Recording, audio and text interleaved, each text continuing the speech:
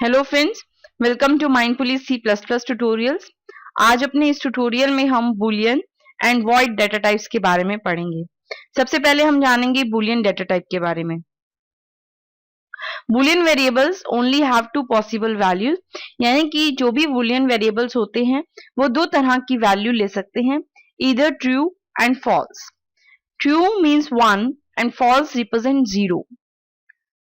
जब भी हम किसी वेरिएबल को बूलियन टाइप का क्रिएट करना चाहते हैं तो हमें एक कीवर्ड बूल का यूज करना होता है। किस तरह से देखते हैं। बूल बूल यहाँ पर एक कीवर्ड है जो ये बता रहा है कि ये वेरिएबल जो है वो बूलियन टाइप का है। उसके बाद में हम वेरिएबल का नाम लेंगे और सेमीकोलंस। जो भी वेरिएबल बूलियन टाइप का होगा वो दो ही वैल्यूज ले सकता है, ईदर ट्रू और फॉल्स। यहाँ मैंने दो वेरिएबल लिए, बूल बी वैल्यू 1 और उसे वैल्यू दी ट्रू, और दूसरा वेरिएबल लिया बी वैल्यू 2 जो कि बूलियन टाइप का है, उसे भी वैल्यू दी फॉल्स। तो हमने देखा कि हम बूलियन वेरिएबल को दो ही तरह की वैल्यू दे सकते हैं, या तो ट्रू या फॉल्स। अब हम बूलियन वेरिएबल्स के कुछ यूजेस देखते हैं। One of the most common use for Boolean variable is inside if statement.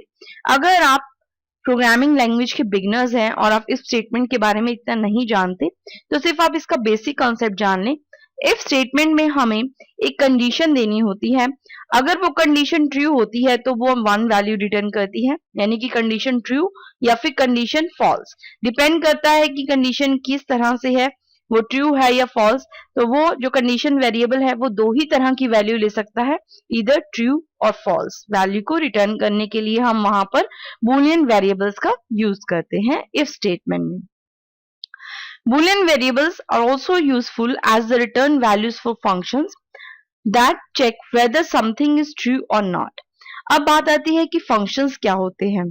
Functions जैसे कि मैंने आपको कहा, अगर आप प्रोग्रामिंग लैंग्वेजेस के बारे में जानते हैं तो आपको पता होगा कि फंक्शंस क्या होते हैं। बट हम ये कह सकते हैं कि फंक्शंस एक कोड होता है जो एक स्पेशल टाइप का काम परफॉर्म करता है, यानी कि एक स्पेशल काम को परफॉर्म करने के लिए हम फंक्शंस बनाते हैं। लाइक मैं दो नंबर्स को ऐड करना चाहती हूँ तो ऐड करने के लिए मैंने एक फंक्शन बना दिया। अब वो फंक्शन जो टाइप की वैल्यू मैं रिटर्न करना चाहती हूँ वो, या जो काम उससे करवाना चाहती हूँ वो वही काम परफॉर्म कर रहा है, यानी कि ट्रू, अगर नहीं कर रहा तो फॉल्स। तो यानी कि फंक्शन में रिटर्न टाइप, रिटर्न वैल्यू को जानने के लिए भी हम बूलियन वैल्यूज का यूज करते हैं। एक इंपॉर्टेंट यूज बूलियन वैल्यूज का ये है कि जब हम इंटीजर्स को बूलियंस में कन्वर्ट करते हैं तब भी हम बूलियन वैल्यूज यूज करते हैं, यानी कि बूलियन टाइप के वेरिएबल्स का यूज करते हैं। इंटीजर जीरो वैल्यू, यानी कि अगर वैल्यू जीरो है तो इट मीन्स वो बूलियन वैल्यू फॉल्स होगी। और अगर कोई भी नॉन जीरो वैल्यू है, यानी कि कोई भी इंटीजर है जीरो के अलावा, तो वो ट्रू माना जाता है, यानी कि उसकी वैल्यू 1 होगी। जीरो के लिए वैल्यू 0 रहेगी और कोई भी नॉन जीरो इंटीजर के लिए वैल्यू जो है वो 1 रहेगी, यानी कि ट्रू रहेगी। ये था बूलियन वेरिएबल्स के बारे में। अब हम जानेंगे वॉइड डाटा टाइप के बारे में। What is void? It specify an empty set of values, यानी कि जो वॉइड है वो empty set of value specify करता है, यानी कि अगर हम वैल्यूज कुछ भी नहीं देना चाहते, एम्प्टी सेट है, तो इट मीन्स वो वॉइड है, यानी कि वहां पर हम वॉइड डाटा टाइप का यूज करते हैं।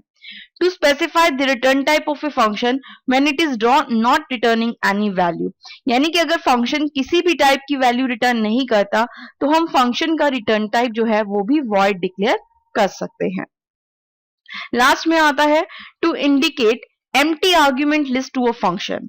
आर्ग्यूमेंट्स क्या होते हैं? जब हम फंक्शंस के साथ कोई काम करवाते हैं तो फंक्शंस को हम कुछ पैरामीटर्स, कुछ आर्ग्यूमेंट्स पास करते हैं। वो आर्ग्यूमेंट्स अगर हम कुछ भी पास नहीं करना चाहते, यानी कि हम चाहते हैं कि हम फंक्शन को कोई भी वैल्यूज पास ना करें, तो हम वहां पे उस आर्ग्यूमेंट लिस्ट में हमें बताना होगा कि हम फंक्शन को कुछ भी पास नहीं करना चाहते, यानी कि वॉइड है। तो हम वहां पर उसकी आर्ग्यूमेंट लिस्ट में एज अ वॉइड उसकी आर्ग्यूमेंट लिस्ट स्पेसिफाई कर सकते हैं। तो वॉइड, अगर हम फंक्शन का रिटर्न टाइप नहीं देना चाहते तो हम वॉइड लिख सकते हैं। फंक्शन में आर्ग्यूमेंट लिस्ट कुछ नहीं देना चाहते, यानी कि उसको कोई पैरामीटर्स नहीं पास करना चाहते, तो भी हम वहां पे आर्ग्यूमेंट लिस्ट में वॉइड स्पेसिफाई कर सकते हैं। ये था वॉइड और बुलियन वैल्यूज के बारे में। अब हमारा लास्ट डाटा टाइप रह गया कैर, जो कि हम इंटीजर्स के साथ पहले ही आपको बता चुके हैं। अब हम अपने आगे आने वाले ट्यूटोरियल्स में कैर को किस तरह से यूज कर सकते हैं वो आपको बताएंगे। इस ट्यूटोरियल के लिए इतना ही। Till then bye.